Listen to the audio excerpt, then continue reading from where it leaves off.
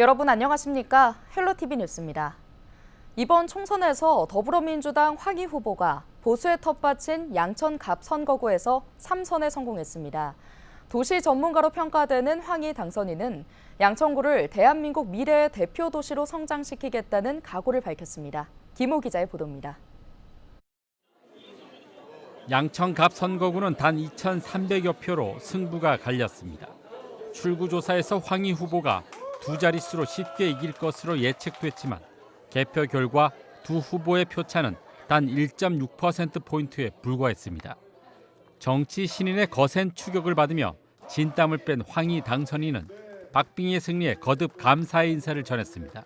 저에 대해서 신뢰하지 못한 부분들도 있고 그다음에 서운한 부분도 있고 그렇다고 봅니다. 그럼에도 불구하고 끝까지 믿고 기회를 다시 주신 것에 대해서 너무나 감사드리고요. 황희 당선인은 보수 텃밭에서 얻은 값진 3선인 만큼 앞으로 양천구의 발전에 힘을 쏟겠다고 밝혔습니다. 4차 산업시대 문화와 기술의 대전환기를 맞아 도시의 모습은 크게 바뀔 것이라며 옥동 아파트 재건축과 교통혁신을 통해 미래의 모습을 양천구에서 그려보겠다는 다짐을 전했습니다. 도시가 담아낼 미래의 모습들 이런 것들은 양천구가 첫 시작인데 그런 양천구가 대한민국 주거문화와 도시문화 그다음에 미래 문명에 대해서 실제 양천구가 가장 표준이 되고 기준이 되고 또 모범 사례가 되지 않을까 이렇게 생각하고요. 특히 22대 국회에서는 국토교통위 상임위원장을 맡아 양천구가 해결하지 못한 현안을 반드시 해결하겠다는 포부도 전했습니다. 양천구의 어떤 해법이라든가 이런 솔루션이 결국 대한민국의 큰 해법이 될 수 있겠다 이런 생각으로 22대에는 국토교통 상임위원장이 돼서 이러한 부분들을 반드시 해결하도록 하겠습니다. 이 밖에 3선 중진 의원으로 또 청와대와 국무위원 경험을 바탕으로 당내 화합은 물론 여야 갈등을 중재하는 역할을 하겠다고 밝혔습니다. 양천만 바라보는 양천 바보를 선언한 황희 당선인. 유권자가 보낸 1.6%포인트의 표차를 되새기며 22대 국회에서의 활동을 다짐했습니다. 헬로티비 뉴스 김호입니다. 청년층에게 부동산 중개 수수료와 이사비를 지원하는 내용의 조례가 개정됩니다. 서울시의회 이민석 의원이 서울시 청년 주거 기본조례 일부 개정 조례안을 발의했습니다. 해당 조례안에는 청년 가구에 부동산 중개 수수료와 이사비를 지원하는 내용이 담겼습니다. 이 의원은 학업이나 구직 등으로 이사가 잦은 청년층에게 부담이 되는 중개 보수비와 이사비를 지원하는 정책이 계속 운영될 수 있도록 관련 조항을 조례에 명시했다고 설명했습니다. 서울시는 2022년부터 청년 부동산 중개 보수와 이사비 지원 사업을 시행하고 있으며 조례안이 개정되면 법적 근거가 마련돼 정책이 안정적으로 추진될 전망입니다. 조례안은 이달 19일부터 열리는 서울시의회 제323회 임시회에서 심의 의결 이후 확정될 예정입니다. 은평구가 사회적 경제기업 성장 지원 사업에 참여할 기업을 모집합니다. 모집 대상은 은평구에 있는 사회적 기업, 사회적 협동조합, 마을 기업인데요. 성전된 기업에는 최대 1,500만 원의 사업 개발비가 지원됩니다. 단 지난해 유사한 내용의 사업에 대해 국가 또는 지방자치단체의 재정 지원을 받은 기업은 제외되며 지원 금액은 심사 결과에 따라 조정될 수 있습니다. 은평구는 이 사업을 통해 지역 내 사회적 경제기업들이 자생력을 강화해 지역 경제 발전에 이바지할 것으로 기대하고 있습니다. 은평구가 오늘 11월까지 찾아가는 목공 서비스를 진행합니다. 찾아가는 목공 서비스는 책장이나 선반 등 나무로 만든 생활용품 수리를 지원하는 사업인데요. 대상은 기초생활수급자, 장애인 등 취약계층으로 은평구청 공원 녹지과로 전화해 서비스를 신청하면 목수들이 찾아가 수리합니다. 양천구가 반려동물의 광견병 예방접종을 지원합니다. 양천구는 오는 29일까지 생후 3개월 이상 된 개와 고양이를 대상으로 동물병원 56곳에서 예방접종 비용을 지원합니다. 광견병 접종을 위해 평상시엔 2만 5천 원 안팎의 비용이 들지만 이번 지원으로 만 원으로 부담이 줄어듭니다. 자세한 사항은 양천구 보건소 보건위생과로 문의하면 됩니다.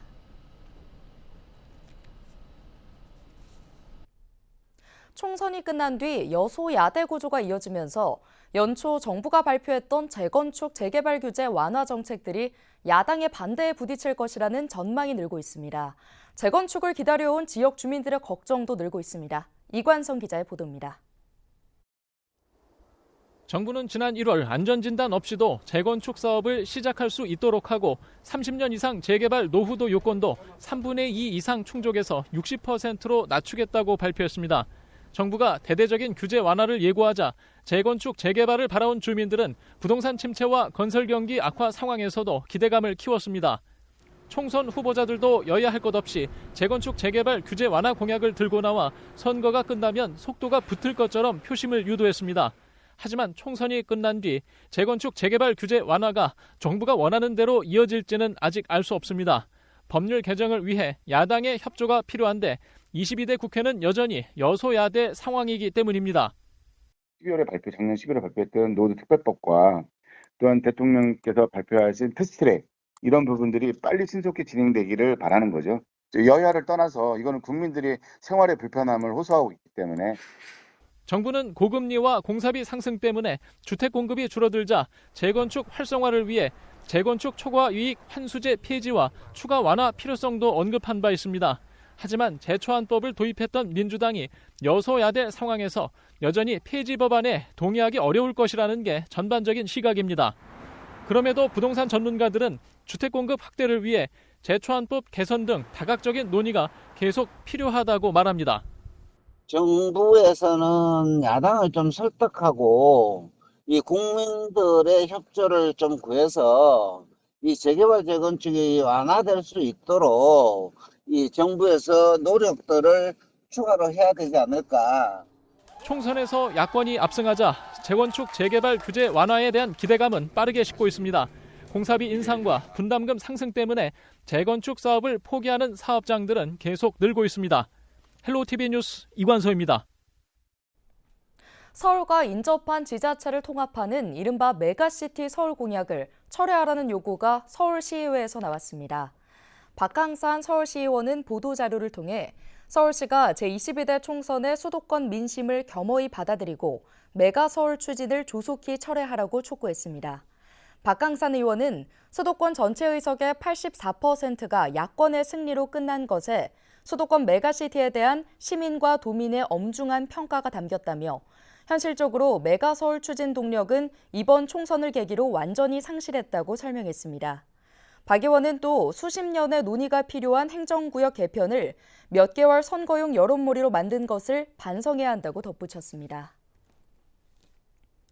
인천시가 부평 옛 미군기지인 캠프마켓에 대한 종합계획 초안을 공개했습니다. 시는 지난 13일 2024 캠프마켓 시민참여단 대토론회를 열고 캠프마켓을 생태습지와 도시숲, 역사문화와 시민문화마당, 도시공원 등 5개의 공간축으로 나눠 공원으로 만드는 마스터플랜 초안을 발표했습니다. 시는 생태습지에는 맹꽁이 서식처를 관찰할 수 있는 데크와 에코 광장 등을, 도시숲에는 피크닉장과 숲체험교실 등을 만들 계획입니다. 또 역사문화공간에는 조병창 특화시설과 캠프마켓 기록관, 인천식물원 등을 포함했습니다. 시민문화마당에는 복합문화공간과 캠프마켓 전망대, 메모리얼 수경시설 등을 조성하며 도시공원에는 철길 정원과 캠프마켓 숲길, 문화복합시설 등을 조성할 예정입니다. 시는 다만 이번 초안은 확정된 것이 아니며 토론회에서 나온 시민 의견을 최대한 반영해 다음 달 중으로 종합계획 수립을 완료하겠다고 밝혔습니다. 지난달 주택 매매 가격이 서울은 보합, 경기와 인천은 하락을 기록한 것으로 나타났습니다. 한국부동산원이 발표한 3월 전국 주택가격 동향 조사를 살펴보면 수도권의 아파트와 연립주택, 단독주택 등 주택 종합 매매 가격이 0.11% 하락했습니다. 서울은 단지별 상승과 하락 혼조세를 보이는 가운데 일부 선호단지 위주로 상승세를 보이며 하락에서 보합으로 전환했습니다. 경기도는 안양과 파주 위주로 0.19% 하락했고 인천의 경우 미추홀구에서 하락했지만 부평구와 서구 등에서 상승하며 하락폭이 0.1%에서 0.06%로 축소됐습니다. 인천 지역 전셋값이 10주 연속 상승했습니다. 한국부동산원이 발표한 주간 아파트 가격 동향 조사를 보면 4월 2주 인천 지역 주간 아파트 전세 가격은 지난주보다 0.17% 상승했는데요.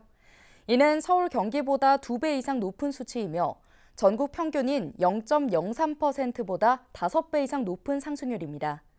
인천의 전세 가격 상승률은 지난 2월 1주 0.08% 오른 것을 시작으로 2월과 3월 내내 상승률 1위를 기록했습니다.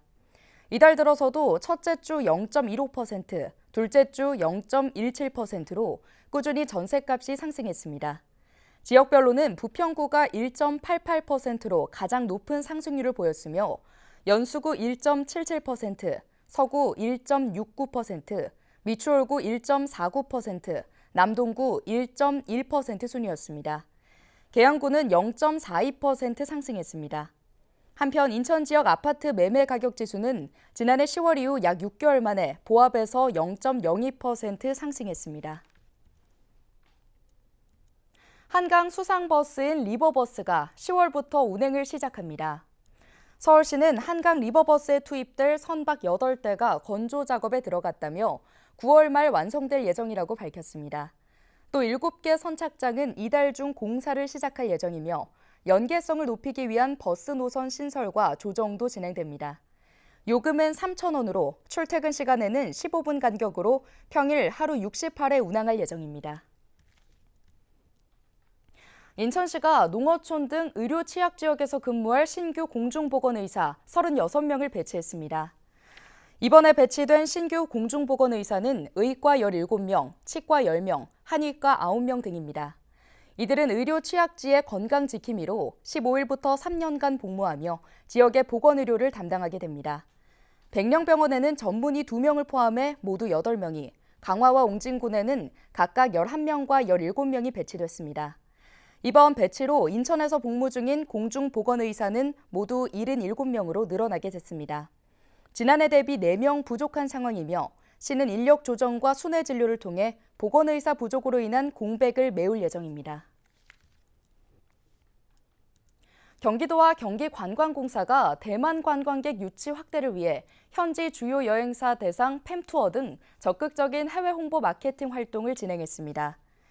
경기도와 경기관광공사는 아시아나항공 협력 대만 주요 8개 여행사와 공동으로 대만의 하계 여행 성수기에 대비해 여름 테마의 다양한 경기도 관광 상품을 개발하고 5월부터 대만 시장에 출시할 계획이라고 밝혔는데요.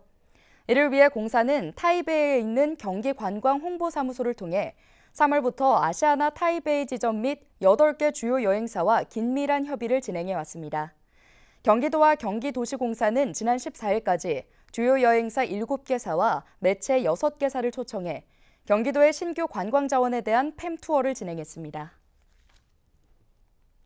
인천시는 안전신고 포상제를 운영합니다.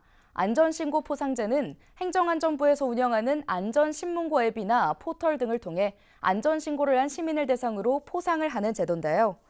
시는 올해 반기별 우수신고자 20명과 다수신고자 57명 등 77명을 선정해 최대 20만 원 상당의 온누리 상품권을 지급할 예정입니다.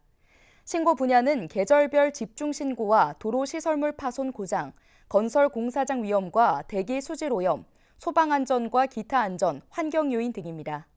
불법 주정차, 신호위반 등 행정처분이 수반되는 신고 또는 불법 광고물, 쓰레기 등 단순 생활 불편 신고는 포상금 지급 대상에서 제외됩니다.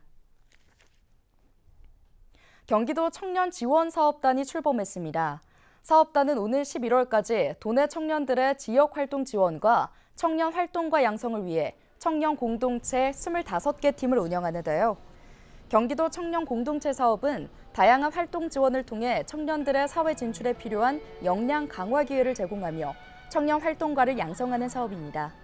앞서 경기도는 도내 19세 이상 39세 이하 5인 이상 청년을 대상으로 지난 1월 공개 모집, 서류 심사를 거쳐 최종 25개 팀을 선발했습니다. 오늘 준비한 소식은 여기까지입니다. 함께해 주신 여러분 고맙습니다.